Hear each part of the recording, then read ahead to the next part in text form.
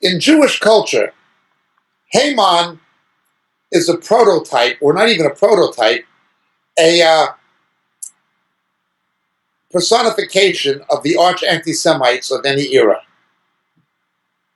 In Jewish culture, every era has its Haman. For instance, Hitler would have been the Haman of the mid-20th century. The popes with the Inquisitions would have been the Hamans of the Middle Ages and so forth. There's always been a Haman. The Haman of the 1990s was Saddam Hussein, saying he was going to destroy Jerusalem and destroy Israel and give the land to the Palestinian Arab Muslims. That was his claim, and he shot Katyusha rockets at Israel.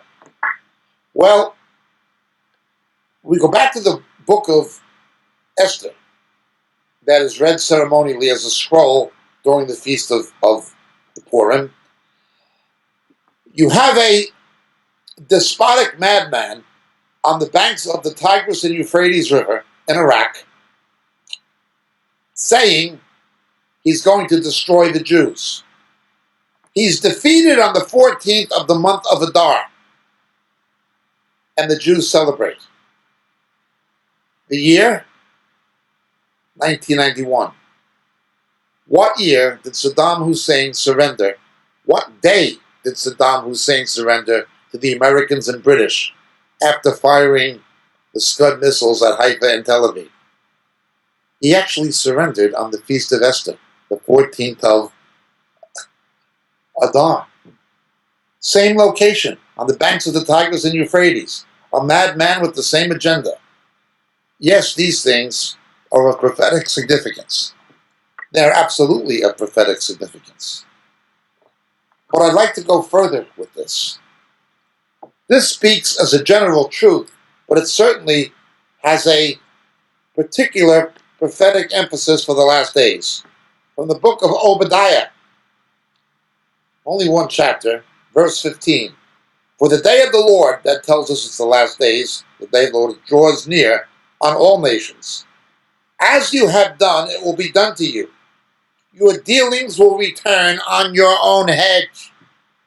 Obadiah was decrying Arab nations and other nations around Israel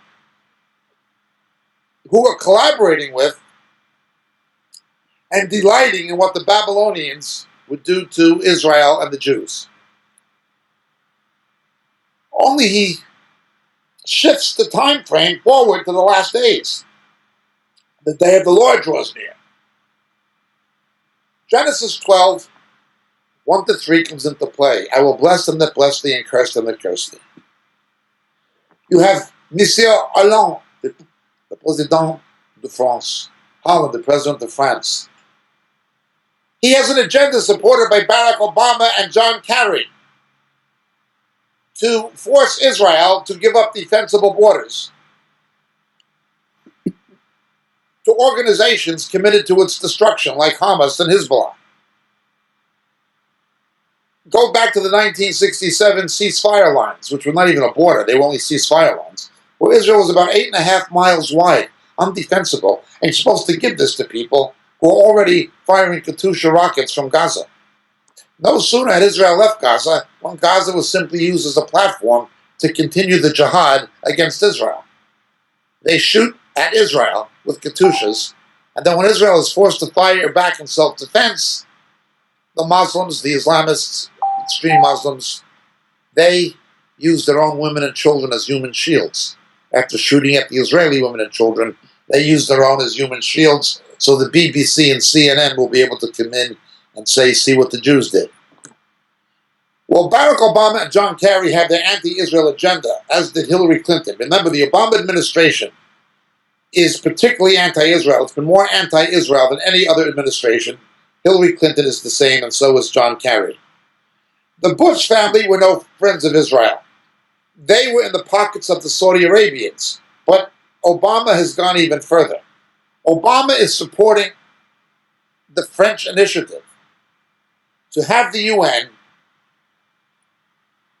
redraft the partition of 1948 in such a manner as to force Israel back to its pre-1967 ceasefire line artificial borders, and to give legal leverage to the Boycott Israel movement, as happened against apartheid South Africa. In fact, the Arabs in Israel have a higher standard of living than the Arabs in the other Arab countries that surround it.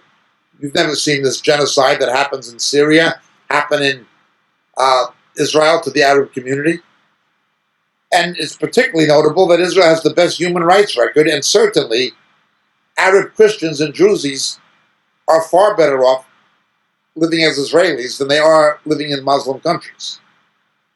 Nonetheless, Israel gets singled out by France and by the EU. They're continually pushing this boycott agenda, supported by Obama.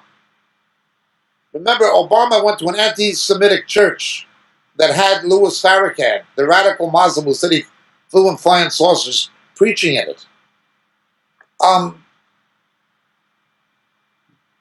Jeremiah Wright, Obama called him his spiritual mentor. The man was vehemently anti-Israel, and it'd be hard to say he wasn't anti-Semitic in the opinion of many people.